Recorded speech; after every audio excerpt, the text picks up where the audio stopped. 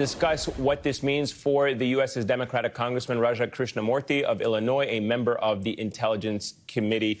Congressman, it's great to see you again. Thank you so much for joining us. First of all, let me get your broad analysis of what has happened, transpired over the last 24 to 36 hours. You sit on the Intelligence Committee. Lots of questions about what the U.S. intelligence community did not know.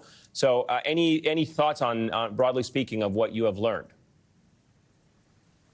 I guess a few observations. One, I think that the intelligence community broadly knew that Mr. Prigozhin was deeply, deeply unhappy with the Russian Defense Ministry, specifically Mr. Shoigu and Gerasimov, the chief of staff.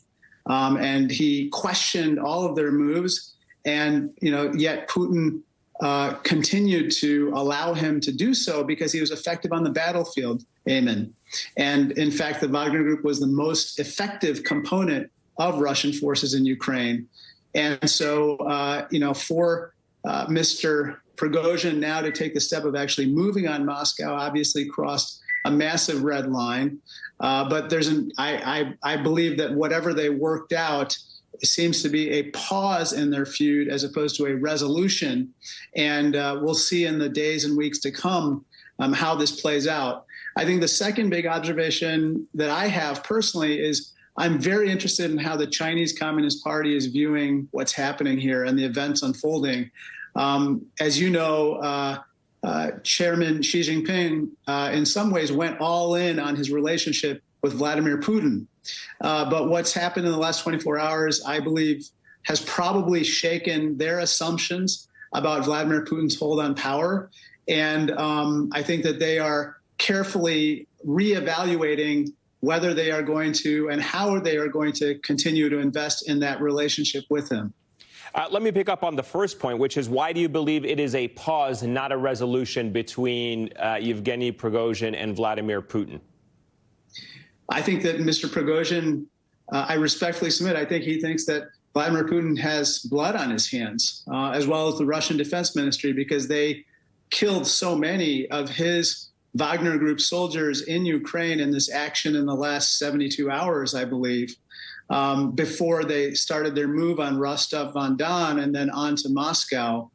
I think the second thing is that unlike any other person exiled by Vladimir Putin, in this case, Prigozhin has thousands of soldiers, mercenaries, armed mercenaries, who at the end of the day are still probably loyal to Mr. Prigozhin.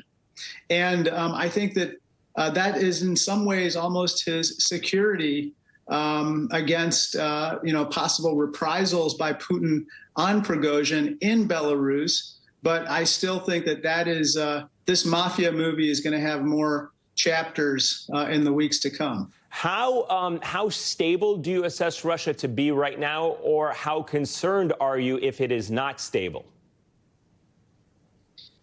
I haven't seen any evidence that, for instance, the nuclear forces or the nuclear arsenal posture has changed in any way.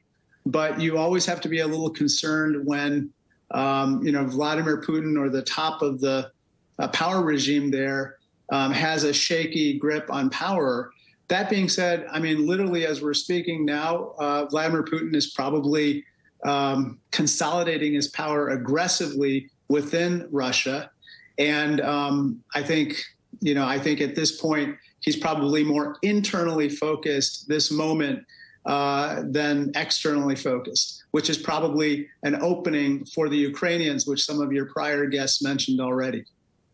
All right, Illinois Congressman Raja Krishnamoorthi. Congressman, it's always a pleasure, sir. Thank you so much for your time.